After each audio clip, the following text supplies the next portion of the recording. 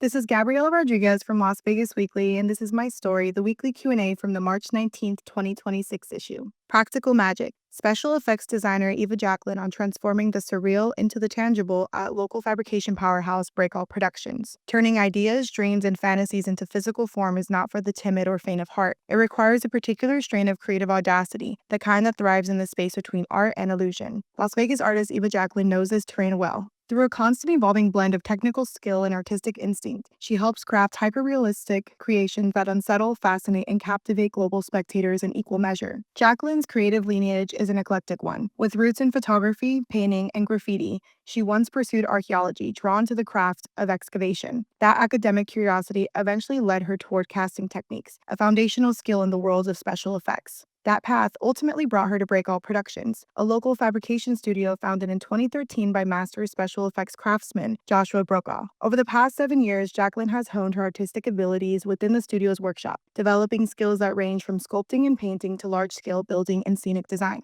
Breakall has built a reputation for embracing projects that demand both imagination and technical bravado, whether it's constructing blood-gushing prosthetics for film, engineering stage environments for massive events like EDC, or crafting immersive worlds for major conventions and entertainment experiences. Today, Jacqueline is an integral part of Breakall's network of visionary builders, artists, and craftspeople. She's in it for the long run and only wants to go bigger and get better. Question: was there a specific project that made you realize working in special effects could be a career for you? Quote: when we were about to pull off a rush job and worked over 24 hours, I was like, I think I was born to do this. Question: what was the job? Quote: these columns for Louis Vuitton. It was for a window display. The thing with foam is it's usually two parts. So you'll have that kind of foam that you can carve and then you can mold that. And then you can also pour foams. So we were pouring foams. You mix it together and then it rises 10 times, 20 times. They have so many different grades. And then we were beating the clock. We're like, the van's going to get here at 8 a.m. We have this amount of material left. And for scale, these columns were 16 feet high. Question: that's bigger than I was picturing. Quote: that's the thing that's a little different about Breakall. Other special effects shops, sometimes they'll make regular props that are smaller scale, and they're more like prosthetic application. We do large scale, full build sets and molds. Question: what were some early projects or mentors that helped shape your approach to your work? Quote: Joshua Brokaw, that's the owner. He has an ability to recognize abilities. He can choreograph all of these different types of people together. Everybody is very misfit. We all come from various backgrounds and nobody's here to challenge each other. We get to create together and then fashion these ideas. And Frank Morano, he's another local awesome effects artist. Joshua Council, a body painter from Australia, he used to work for Universal Studios. And Jake Wyman, he's one of the first Breakall employees. Question: what's the most surprising skill you've picked up throughout your career so far? Quote: ooh, carpentry. I didn't have much of a builder background, but now I'm fusing building with making. So not only learning how to do carpentry for structural integrity, but learning how to do it creatively. I'm not just building tables and furnitures, I'm building the housing of the skeletal structure.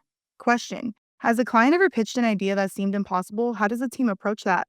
Quote: don't tell us what can be done. One of our hashtags that we use all the time is fabricate anything. Dude, we want the alternative clients. We want the people who are daring to push boundaries on the materials we're using.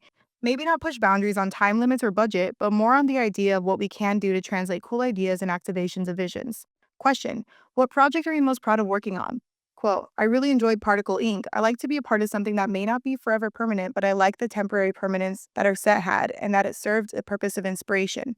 It was really special. We didn't just perpetuate consumerism on that job.